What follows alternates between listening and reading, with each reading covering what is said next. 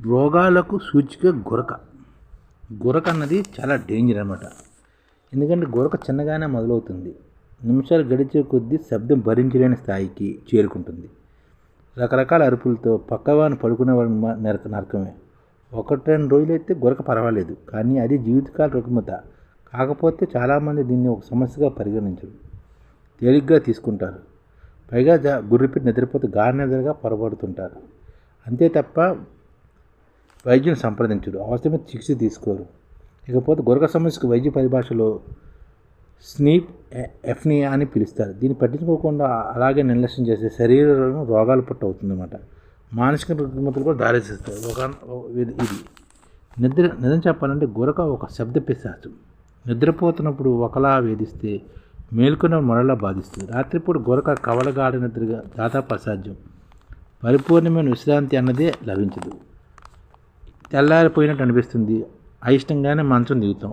ఈ నిస్సత్తు రోజువారీ పనులకు ఆటంకత కలిగిస్తూ ఉంటుంది. ఇవన్నీ స్లీప్ అనీషియా లక్షణాలు. కానీ ఇది చాలా తీవ్రమైన రుగ్మత. తరచూ శ్వాస ఆగి కొడుతూ ఇబ్బంది పెడుతుంది. నిద్రిస్తున్నప్పుడు పై వాయునాళం అంటే అప్పర్ ఎయిర్వే పదే ఒత్తిడికి గురి కావడం వల్ల ఇలా జరుగుతుందని నిపుణులు అభిప్రాయపడుతున్నారు. అయితే స్లీప్ అనియన్ ఎవరూ కూడా ఒక జబ్బుగా గుర్తించలేదు. చికిత్స కోసం వైద్యు దగ్గరికి వెళ్ళట్లేదు అనమాట. పెద్దల్లో 15-80% మందికి ఈ సమస్య ఉంటుందన్నమాట. లక్షణాలు: పెద్దగా గురక, నిద్రలో విశాసమైన ఇబ్బందులు, నోరు పొడారిపోయి నిద్ర మధ్యలో మేలుకోవడం, ఉదయం పూట తలనొప్పి, నిద్రలేమి, పగటి వేళల్లో మగత, ఏకాగ్రత లేకపోవడం, చిరుకోపము, అసహనము, నిరాసక్త, ఇవన్నీ ఉంటాయన్నమాట గురక వల్ల. చికిత్స ఎందుకు చేసుకోవాలంటే స్లీప్ అనీషియా చికిత్స తీసుకోకపోతే ఎన్నో ప్రతికూల ప్రభావాలు ఉంటాయి. ప్రొద్దుతంతా మగతగా ఉంటుంది. దీంతో రోజువారీ పనులు ఆటంకం కలుగుతుంది. ఉద్యోగులు తమ బాధ్యతలను సక్రమంగా నిర్వర్తించలేరు. దీంతో వర్తమానంలో చేసే పనిలో భవిష్యత్తులో పదోన్నతులు వెనకబడిపోతారు. కెరీర్లో ఒడిదుడుకులు సంభవిస్తాయి. వ్యాపారులు అయితే కస్టమర్లకు సంతృప్తిమైన సేవలు అందించలేరు. ఫలితంగా దీర్ఘకాలంలో నష్టాలు పాలే అవకాశం ఉంది. మానవ సంబంధాలు దెబ్బతింటాయి. ఇవన్నీ కనుక గురక వల్ల కలిగే సామాజిక మానసిక ఇబ్బందులు. ఇక శారీరక వ్యవస్థ విషయానికి వస్తే జీవనక్రియ మందగిస్తుంది. కాలక్రమంలో గుండె కవాటాలు, మెదడు కవాటాలు వ్యాధుల బారిన ఇబ్బందులు పడతాయి.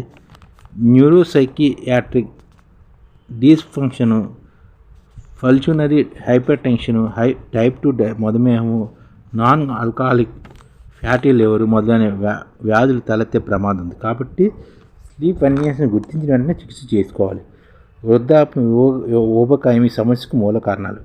ముక్కు దిబ్బడ, obesity, hyper ventilation syndrome, kidney వ్యాధులు, గుండె రుగ్మతలు, దీర్ఘకాల ఊపిరితిత్తుల వ్యాధులు, డయాబెటిక్ మొలచి లాంటివి కూడా స్లీప్ అనీషియాకు దారితీస్తాయి. నిర్ధారణ ఎలా? పాలిపుణ్య అంటే స్లీప్ అనీషియా నిర్ధారణ చేస్తారన్నమాట. నిద్రలో శ్వాస సమస్యలను బట్టి స్లీప్ అనీషియా తీవ్రతను బేరేజ్ వేస్తారు. అప్నియా, హైపోక్సియా ధర అంటే ఉన్నాయో లేదో కూడా పరీక్షిస్తారు. సమస్య దశను బట్టి చికిత్స మొదలవుతుంది. బరువు తగ్గడం, రోజు వ్యాయామం చేయడం, నిద్ర విధానంలో మార్పులు, మద్యపానము, డ్రగ్స్ తదితర దురలవాట్లను దూరం పెట్టడం సమస్యను అధిగమించడం కొంతమేరకు సహాయపడతాయి అన్నమాట. అందుకని రోజు నిద్రపోవాలి, ఆరోగ్యమైన ఆహారం తీసుకోవాలి, మసాలాలు, ప్రాసెస్ చేసిన పదార్థాలు దూరంగా ఉండాలి. రోజు కనీసం అరగంట అయినా వాకింగ్ చేయాలి. మధ్యాహ్నం తర్వాత కాఫీ, టీలు తీసుకోకూడదు. మంచాన్ని నిద్రకు మాత్రమే ఉపయోగించాలి. మంచం మీద కూర్చుని ల్యాప్టాప్ పనిచేయడం, మొబైల్ చూడడం కూడా చేయకూడదు.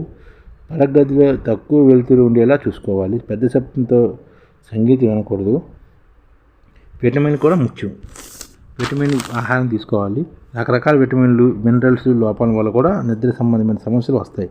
కాబట్టి గురక సమస్య నివారణలో ఆరోగ్యకరమైన పోషకాహారం కూడా కీలక పాత్ర పోషిస్తుందని గ్రహించాలి. అందుకే గురక అన్నది ఒక జబ్బు కింద భావించాలి. దీనికి తగ్గ ట్రీట్మెంట్ చేయాలి. విటమిన్ కూడిన ఆహారం కూడా తీసుకోవాలి. Vitamin O9, vitamin E, vitamin C కూడా ప్రత్యక్షంగా పరోక్షంగా నిద్రలతో ముడిపడి ఉంటాయన్నమాట. బి కాంప్లెక్స్ విటమిన్లో లభించే పాలిక్ యాసిడ్ లోపం నిద్రలేమికి దారితీయవచ్చు. విటమిన్ E లోపం రోగనిరోధక వ్యవస్థను దెబ్బతీసి అంతిమంగా నిద్రను ప్రభావితం చేస్తుంది. విటమిన్ C పుష్కలంగా లభించే వారికి నిద్రలేమి సమస్య ఉండదు. మెగ్నీషియం కూడా కండరాల విశ్రాంతినిచ్చే నిద్రా దేవతను ఆహ్వానంగా పలుకుతారు.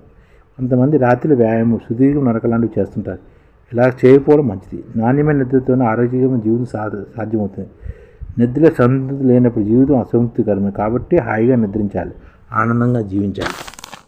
అలాగే విటమిన్లు, ఏ విటమిన్, విటమిన్ B12 అలాంటివి, విటమిన్ D, విటమిన్ A కూడా మనం ఆహారంలో ఎక్కువగా వచ్చేటట్టు చూసుకోవాలి. ఈ ఛానల్ ముఖ్య ఉద్దేశం ఏంటంటే మన తెలుగు రాష్ట్రాల్లో 1 కోటి మందికి సంఘటిత రంగాల్లో ఏ విధంగా ఉద్యోగాలు ఇవ్వవచ్చు, కనీస నెల జీతం 30,000 వరకు ఏ విధంగా ఇవ్వవచ్చు, ఏ విధంగా చేస్తే ఉద్యోగాలు సృష్టించబడతాయో వివరిస్తూ ఈ ఛానల్ వీడియోలు వస్తాయి. అలాంటి వీడియోలు మీకు కావాలంటే మన IDF భాస్కర్ ఛానల్ని సబ్స్క్రైబ్ చేసుకోండి. IDF అంటే ఇండియన్ డెవలప్మెంట్ ఫోర్స్. ఈ వీడియోలు చూసిన తర్వాత మీకు నచ్చితే లైక్ చేయండి, మీ ఫ్యామిలీ మెంబర్స్కి షేర్ చేయండి, మరియు మీ ఫ్రెండ్స్కి షేర్ చేయండి. Thank you. నమస్కారం.